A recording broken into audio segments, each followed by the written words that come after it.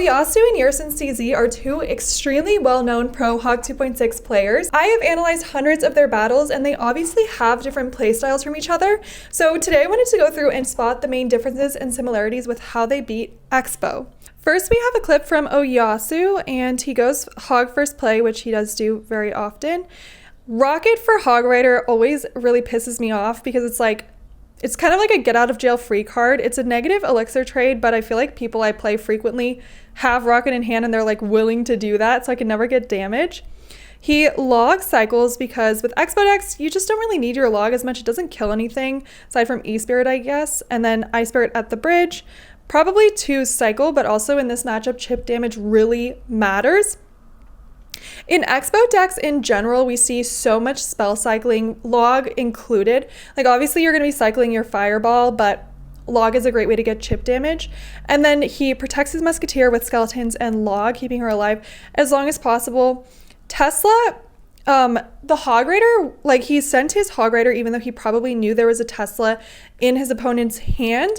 And I think this is probably to pull out the Tesla so he could outcycle it, which we see right there. The opponent had to use his Expo in order to pull the Hog Rider.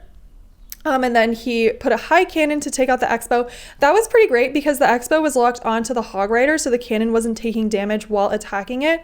And the Expo was basically taken out much faster than it would have been normally.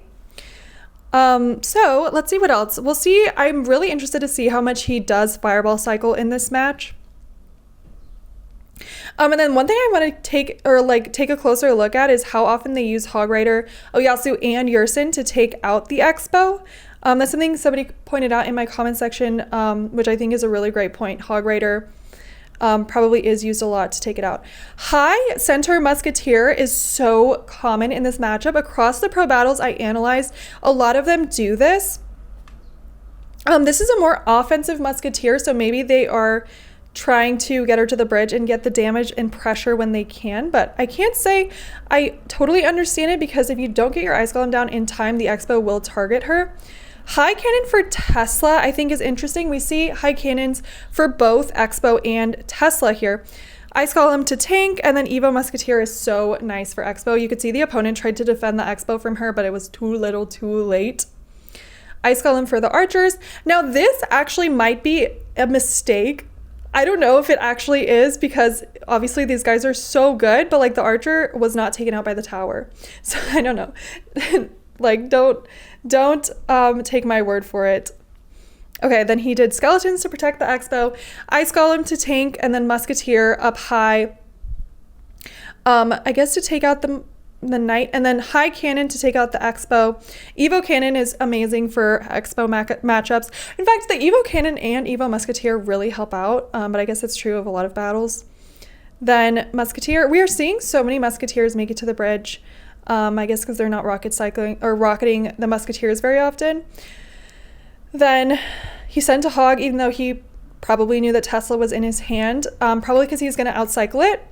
Then this is interesting to me because I would have thought you'd want to save your fireball for the other tower where you have the most damage, but I guess getting the Expo off the other side of the arena is important in order to actually get damage on their tower with the Hog Rider. Now we're seeing the rockets cycling. We see a Hog in the back, which is really great for cycling as well. The Evo Musketeer was definitely to like take out the Tesla, but the opponent decided not to. Probably he knew the Evo Musketeer was there, so the Hog Rider was able to get some damage. He really protects the Musketeer aggressively here. He is protecting her from archers. He's protecting her from the Princess Towers on the other side of the arena. And then he also does use a High Musketeer to snipe, but it was not enough, sadly. And then, yeah, the other opponent is also putting troops up high to kill the Musketeer. And then we see fireball value. I don't actually think that hit the Tesla, but I don't know if it could have. Such a close matchup. Expo matchups are so close because they're just spell cycling. Evo Musketeer to take those girls out, and then Hog Rider in the back yet again. I think in this case he didn't, no, he did put the cannon up high to take out the Tesla. It just wasn't, it was protected. And then another Hog Rider, though Expo is also a fast cycle deck, so he was able to get back to his Tesla really easily. But he cycled back to his Hog Rider immediately to get to the tower. And then obviously he wasn't able to get the Tesla with that fireball. But in this case, it's actually super worth it to predict fireball. Wow. In this case, it's actually worth it to predict fireball the Tesla, because if you catch it, amazing. If you don't, you are getting that important fireball value on their tower. Okay, let us see what Yerson's match is like. So obviously Expo players do play differently from each other. It's not against the same guy, but I'm more curious to see the overall strategies they use. Hog in the back, we already see, but I don't know if he knew it was an Expo player. When you're up high, there's just not that many pro players. So like some of these guys know each other, I'm pretty sure. Like you can kind of tell from their emotes sometimes. So it is very, very much possible Yerson knew he was an Expo player, but obviously I don't know that for sure. Or like, okay, that protect with the skeletons, I want to point that out really fast, was pretty pro moves. Obviously he is a pro, but like it's very, in my experience, it's very hard to protect the musketeer that well. But he knew something was going to come to snipe it. Okay, log to cycle looks like. And then we see Hero Musketeer here, so that'll be interesting to see how he uses her ability. High Cannon, this is so fascinating because there's no Expo there. Yeah, so if you do a High Cannon, he's predicting the Expo, I would assume, but like his opponent's just not going to put the Expo next to the cannon. But it still tanks, so it does seem worth it.